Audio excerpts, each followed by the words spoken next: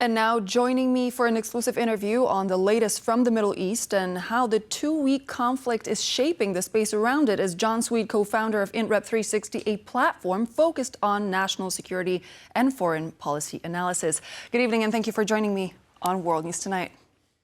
Hey, good evening, Connor. Thanks for having me on. Pleasure to have you back. The war in Iran, epic fury or an epic flop? I mean, this is how the media outlets begin to dub the situation in the Middle East. Which one is it?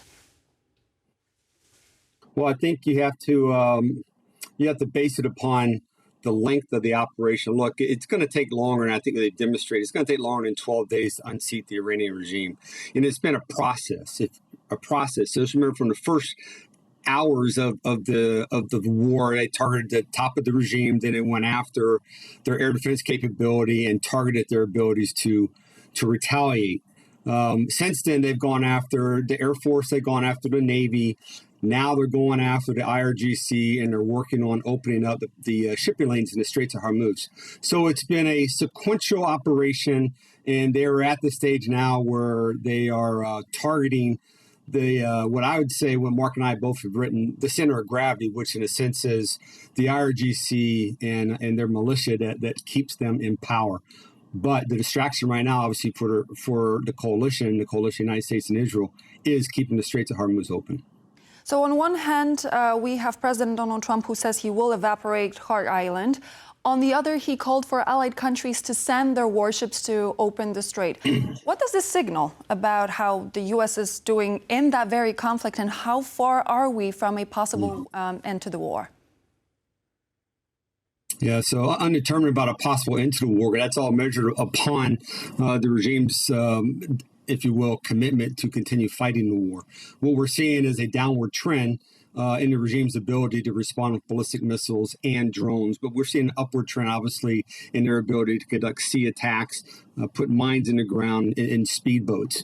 So the taking of or the striking of Kharg Island removes a financial source from Iran. So that's the tool that's going to prevent Iran from continuing to fund its proxy missiles or its proxies, the development of their ballistic missile program and their nuclear program. Asking the allies or other allied forces in the region to provide naval escorts is intended clearly to make up for the shortfall of getting ships through the Straits of Hormuz. So it's a challenge, and they're asking for allied support, and it benefits everyone. Every allied ship out there, the country that they're associated with, also relies upon Middle Eastern oil. We know that teams of Ukrainian military experts have been sent to the Middle East, as we've heard from President Zelensky. Last week, President Trump stated that he would like help from any country that offered it, including Ukraine. Afterwards, he went on to say on Friday, if I'm correct, for Fox News Radio, he said, no, we don't need their help in drone defense. We know more about drones than anybody. We have the best drones in the world, actually. Which one is it? Does the U.S. need help or not? So the short answer is the U.S. needs support. Okay, and if you ask the Pentagon, and if you ask the planners, if you will, at U.S. European Command, relying upon or leaning on Ukraine to provide them with their lessons learned, their experiences in drone warfare in Ukraine is exactly what they need. And the shortfall of those type of response system, not necessarily the drones, but the counter drones. And that's what the Arab nations are looking for, the counter drone capabilities and the TTPs, the techniques, tactics, and procedures that they have learned and that they are incorporating right now in Ukraine is exactly what the United States needs and exactly what the allied partners, the Arab nations, need also. And they have benefited from that. If you just look at some of the results from the United Arab Emirates, they've been very successful. We've also heard about President Zelensky meeting with exiled Iranian opposition figure Reza Pahlavi in Paris. Why did this meeting actually take place, and why these two men? Great question. Politics has no, if you will, boundaries. You know, you're always looking for some way, backdoor channels, front door channels, to come to a negotiated if you will, shared opinion, shared outcomes. So it's, you know, politics is, it's interesting, and we're probably going to see more of this as this continues. These type of meetings, backdoor type of meetings. We've also heard from Iranian defense officials claiming Iran is in a state of war with Ukraine because Ukraine is eager to help with the anti-drone technology, which we've stated here before on the show. But Iran had no problems whatsoever sending Shaheds to Russia that killed countless people and destroyed key infrastructure. How do you read into this hostility? How do you read into these statements, this exchange? Because as we cited earlier on the program, we've had a response of the Ukrainian Foreign Ministry. Yeah, it's crying victimhood, right? This is, like you said, the same regime that has provided Shahed drones and ballistic missiles to Russia that were used against Ukraine. Now, Ukraine didn't target Iran as a result of that, but Ukraine obviously was very much aware of where those weapon systems were coming from.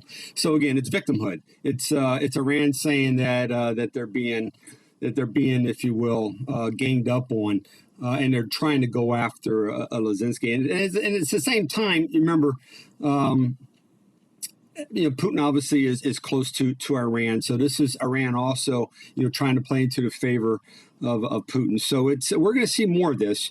And I think what we're going to see probably more in the close term is continued support by Ukraine to offset the Iranian capabilities. Look, those Shahed drones have been very effective throughout. But the innovators, the people that have changed warfare, modern warfare, through the use of drones and counter drone techniques, tactical procedures, are Ukraine. Mm-hmm. This is actually our final question for the show because our time, unfortunately, is coming to an end. But I wanted to move away from Ukraine a little bit and strike closer to NATO. We know that some of the Iranian missiles were aiming at Turkey, and we know that Turkey is a part of NATO. Do you think that there is a possibility that there's going to be escalation on that front? And do you think that there would be a case where Article 5 would have to be introduced? Well, so for now, the NATO has successfully used their own weapon systems to shoot down those missiles before they are able to impact into Turkey. I don't think we're going to see Article 5 because, quite frankly, I don't think Iran is going to be able to affect that particular fight. And Iran has already come out and more or less apologized and said that the Iranian leadership has said that the Iranian, Republican guards and the leadership were on different sheets of music. So they've apologized to Azerbaijan and they've apologized to Turkey and other Arab nations. So I don't think we're going to see that.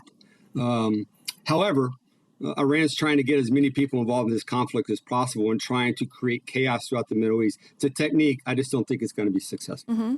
There seems to be a lot of apologizing for a country that seems to be targeting most of their neighbors in the area. Thank you so much for joining me. To include their own citizens. Indeed. Thank you very much, Jon, for joining me on the program. Jon Sweet, co-founder of Interrupt 360, was my guest on World News Tonight. Anna, thank you very much for having me back on. I appreciate it. Pleasure. And so this would be all the latest news for now. Thank you for joining. I'm Klaudia, Czerwińska, and I hope to see you back here on TVP World for more news and features in just a moment. But until then, good night.